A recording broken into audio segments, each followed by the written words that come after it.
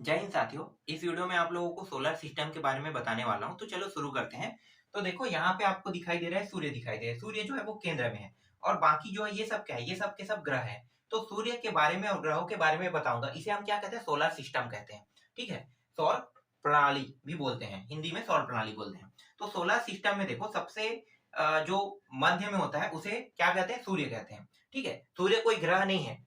सूर्य क्या है, सूर्य एक तारा है। ठीक है, सूर्य एक क्या है, तारा है। सूर्य को हम तारा तारा भी कहते हैं और इसका व्यास जो होता है वो होता है 13,92,000 इसका व्यास है। व्यास का मतलब समझते हो, नहीं समझते तो मैं आपको बताता हूँ। ये वृत्त है। ठीक है, वृत्त। अब वृत्त में देखो, ये बीचों बीच जो है ना, केंद्र बिंदु को टच करते हुए एक रेखा जाता है, इसे हम क्या कहते हैं, इसे हम व्यास कहते हैं। ठीक है, केंद्र बिंदु से जाने वाले जो रेखा है उसे व्यास कहते हैं। और अगर इसे आधा कर देते हैं तो ये आर त्रिज्या कहलाएगा, और इसको भी आधा कर देंगे क्या कहलाएगा, आर त्रिज्या।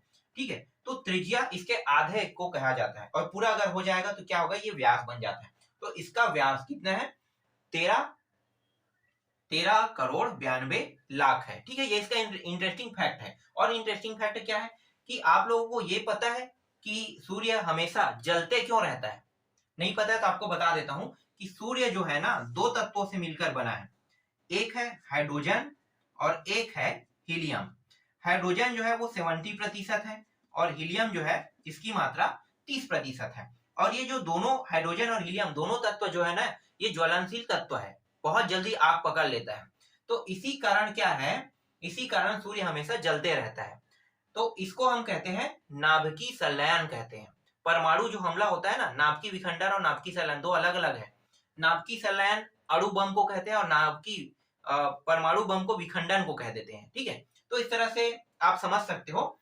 फिलहाल वो संलयन को ही जानो, ज्यादा अच्छा है। संलयन का मतलब जुड़ना होता है और विखंडन का मतलब टूटना होता है। तो नाभिकीय संलयन मतलब इन दोनों तत्वों के जुड़ने के कारण, ठीक है, एक संलयन विस्फोट हुआ है, जिसके कारण सूर्य में आज भी आग के गोला के रूप में जलते रहता है। ठीक है, तो ये कारण है इसका। चलो इसके बाद देखते हैं पहला ग्रह। ठीक है, ये पहला ग्रह सबसे पास का ग्रह, सूर्य के सबसे पास का ग्रह कौन सा है, बुध है। सूर्य के सबसे पास का ग्रह बुध है और बुध का कोई भी उपग्रह नहीं है। ठीक है, इसका इंटरेस्टिंग फैक्ट ये है कि बुध का कोई भी उपग्रह नहीं है, सबसे पास का ग्रह बस कहलाता है। दूसरा ग्रह है शुक्र है, इसका भी कोई भी उपग्रह नहीं है। ठीक है, लेकिन इसके पास खुद का इंटरेस्टिंग फैक्ट बहुत अच्छा है। इंटरेस्टिंग फैक्ट क्या है कि शुक्र ग्रह को हम भोर का तारा भी कहते हैं और संध्या का तारा भी कहते हैं।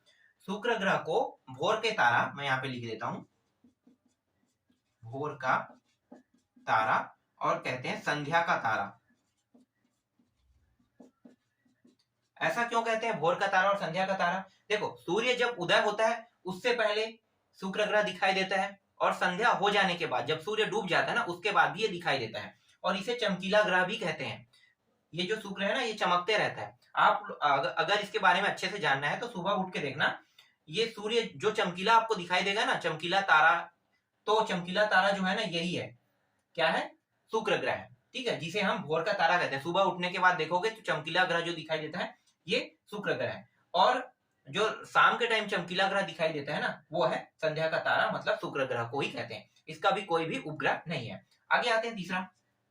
इसके बारे में इंटरेस्टिंग फैक्ट तो बहुत ज्यादा है। ठीक है, क्योंकि ये हमारा खुद का ग्रह है। अब हमारा ग्रह का मतलब आपको समझ में आ गया, पृथ्वी की बात कर रहा हूं मैं।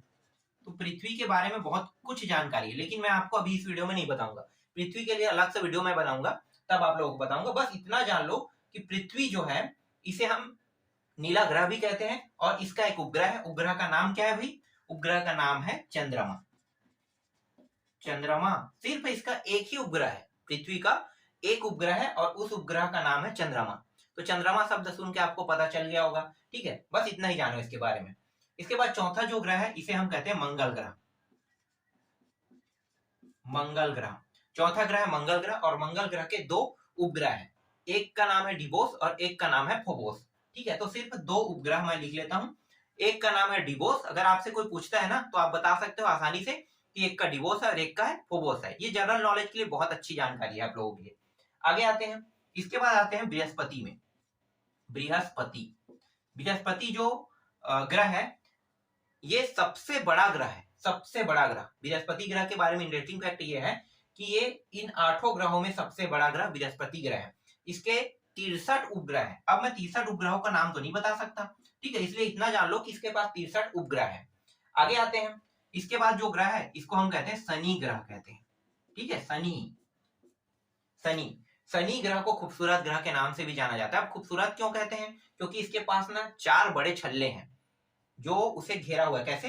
देखो, मान लो ये शनि ग्रह है, तो यहाँ पे इस तरह से ना इसे छल्ले इस प्रकार से घेरे हुए हैं, इसीलिए शनि ग्रह को खूबसूरत ग्रह कहते हैं। और इसके पास 60 उपग्रह है, उपग्रहों की संख्या 60 है। इसके बाद नेक्स्ट है 7वां, जो है ये 5वां है, ये 6वां और ये 7वां।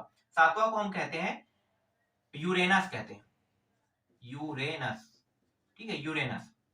इसके पास 23 उपग्रह है। बस इतना जानो कि 7वां जो उपग्रह है उसे हम यूरेनस कहते हैं, इसके पास 23 उपग्रह है। और इसके बाद अंतिम जो है इसे हम कहते हैं नेपच्यून कहते हैं, नेपच्यून। नेपच्यून के पास 17 उपग्रह है, ठीक है। तो इतना ही बस आपको जानना है और ज्यादा नहीं जानना है। ये इंटरेस्टिंग फैक्ट है। अगर आपसे कोई पूछता है ना, तो आप बता सकते हो कि बुध शुक्र बृहस्पति मंगल, बुध शुक्र पृथ्वी मंगल बृहस्पति शनि यूरेनस और नेपच्यून 8 ग्रह होते हैं। लेकिन इससे पहले ना एक और ग्रह था। क्या था भाई? 9वां ग्रह प्लूटो था ना। तो प्लूटो को अब ग्रहों की संख्या से क्यों हटा दिया है? प्लूटो को ग्रहों की संख्या से इसलिए हटा दिया गया है क्योंकि वो बहुत छोटा है। अब छोटा है जिसे हम उल्का पिंड कहते हैं, तो उसे उल्का पिंड के रूप में नाम दे दिया गया है। उसका कोई क्रमांक दिया है 13, 42 ऐसा कुछ नाम दिया गया है, 13, 42, 40 ऐसा कुछ नाम है ना। तो उस तरह से एक क्रमांक नाम दिया है। तो प्लूटो जो है बहुत छोटा है उल्का पिंड के रूप में। तो उल्का पिंड के कारण उसे 2006 में ना उसे प्लूटो के मतलब नाम से हटा के उसे एक क्रमांक नाम दे दिया है और ग्रहों की संख्या से भी हटा दिया है, ठीक है। तो वो 9वां ग्रह था। अब 9 ग्रह नहीं, हमारे पास सिर्फ अब 8 ग्रह है। जब भी आपसे कोई प्रश्न पूछता है तो आप बता सकते हो कि पृथ्वी मतलब जो सौर मंडल, हमारे सौर मंडल है, ठीक है, सौर प्रणाली में 8 ग्रह है और इन 8 ग्रहों का नाम आप इस तरह से बता सकते हैं। 9वां